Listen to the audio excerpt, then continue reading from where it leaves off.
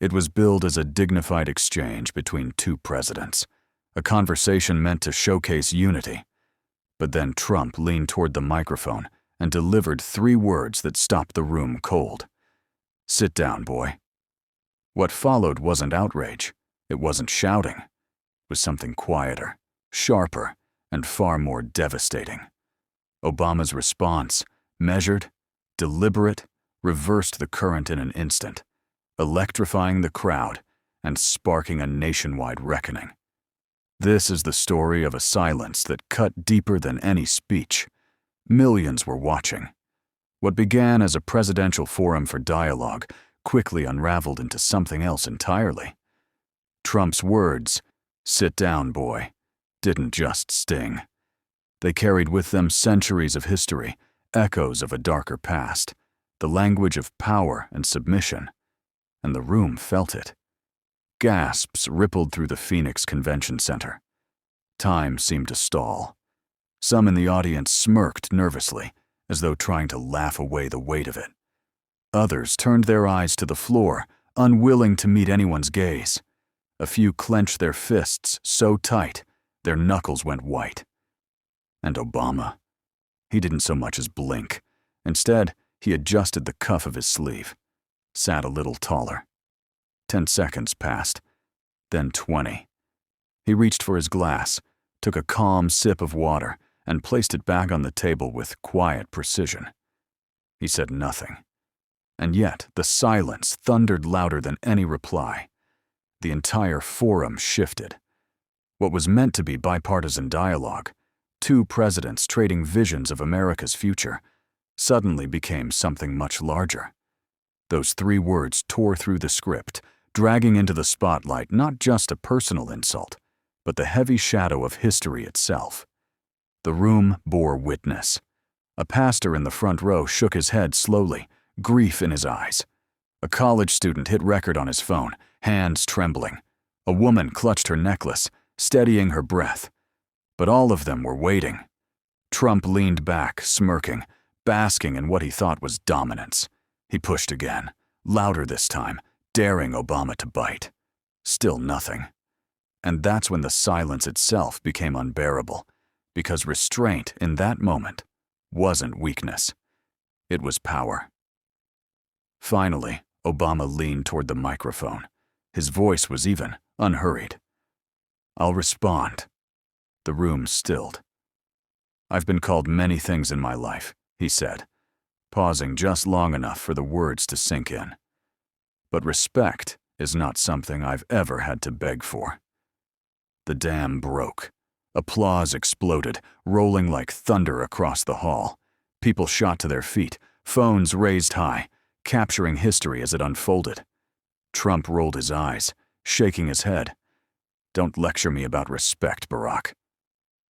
"I'm the President of the United States." Obama turned toward him, not with anger, not with rage, but with the kind of calm steel that doesn't need to raise its voice to be heard. But Obama's reply didn't come as anger. It came as something sharper. Patience. "Yes, you are the president," he said evenly. "And that's exactly why every word you speak carries weight.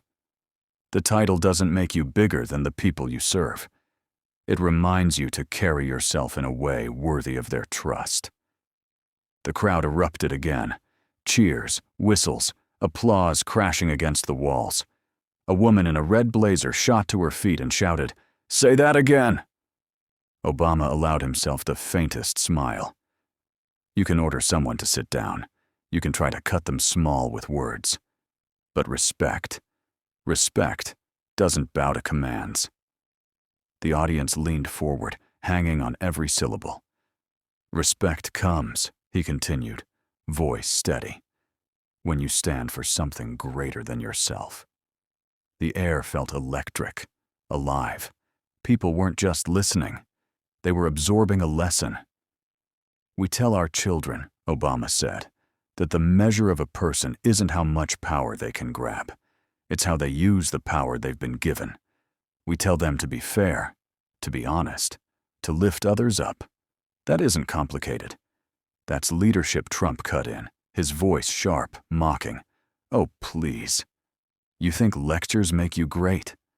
People didn't elect me to give sermons. They elected me to fight Obama. Turned to him, unshaken. His reply landed like stone on water. Quiet, but with ripples impossible to ignore. You're right. They didn't elect you to give sermons, but they did elect you to lead. And there's a difference. The room hushed. Fighting for yourself isn't leadership, Obama said softly. Fighting for people who don't look like you, don't pray like you, don't even agree with you. That's leadership. This time, even some Republicans in the audience clapped. The cameras captured it. A veteran nodding solemnly, a student dabbing away tears. And then, with a lower voice, Obama leaned closer to the mic. You see, Mr. President, the most powerful thing a leader can say isn't, sit down. It's stand up with me. The explosion of applause shook the hall. It wasn't just noise, it was release, redirection, a shift of narrative in real time. Outside the convention center, the media storm hit like wildfire. Headlines lit up. Hashtags surged across platforms. Number sign, sit down boy, collided with number sign, stand up with me. Within hours, millions had watched the clips. One video looped Obama adjusting his jacket in silence. Another paired his calm, unblinking stare with the caption, "Leadership doesn't yell. It teaches." Inside the White House, fury boiled. "They're twisting it," Trump barked. "I didn't mean it like that." But aides scrambled, voices hushed with panic. Allies struggled to spin the narrative. "Even our base is split," one admitted quietly. Meanwhile, in a quiet Chicago hotel suite, Obama sat with his team. The television was muted. Valerie Jarrett leaned forward. "You didn't just respond," she said. "You reminded people." David Plouffe glanced at his phone, scrolling fast. "It's everywhere. Global. I haven't seen this kind of energy since Yes We Can." Obama exhaled, shaking his head. "Let's not get carried away. I'm not running for anything." He paused, his eyes distant. "But maybe this moment belongs to more than just me." That moment reminded people what dignity looks like. Michelle, quiet until now, finally spoke. It mattered because kids are watching. Families are watching. They need to see that composure still matters. And she was right. Across America, the ripple began. In classrooms, teachers stopped mid-lesson to play the clip. Silence fell as students watched. One child raised a hand and asked softly, "Why did he call him boy?" The teacher took a long breath before answering, "That's why we're watching this." In churches, preachers folded Obama's words into sermons. Respect isn't optional. It's earned on construction sites, factory floors, and barbershops. The debate churned. One man muttered, "I don't care who you vote for. That was disrespectful." Another shot back, "But Trump fights. That's why people chose him." The country buzzed, not about taxes, not about foreign policy, but about tone, about dignity, about what leadership should sound like. A mother in Milwaukee bent to her daughter's eye level and whispered, "That's what strength looks like. Calm, firm, without yelling." In Sacramento, a student hung a hand-painted banner in the cafeteria, "Stand up with me." In Alabama, a pastor thundered from the pulpit, "Dignity is not granted by office. It is proven by character." Late-night comedians joked. Cable anchors dissected. Historians placed it in context. But the people? They just listened. Because Obama didn't tweet. He didn't grandstand. He let silence and restraint do the talking. Meanwhile, Trump doubled down. "Fake news. Twisting my words," he tweeted angrily. But the polls told a different story. A majority of Americans, yes, even nearly a third of Republicans, said Obama had shown more dignity. The tremors reached Capitol Hill.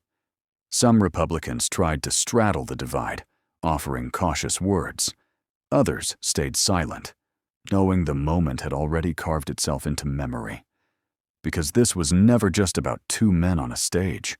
It was about us, about how we lead, about how we disagree, about how we carry ourselves in the moments that matter. And that night, with cameras rolling and the nation watching, Obama reminded people of something timeless. Leadership doesn't shout. It doesn't belittle. It doesn't demand respect. It earns it. So when the world tries to shrink you, when the voice at the mic says, "Sit down," the most powerful answer you can give is simple: stand up with me.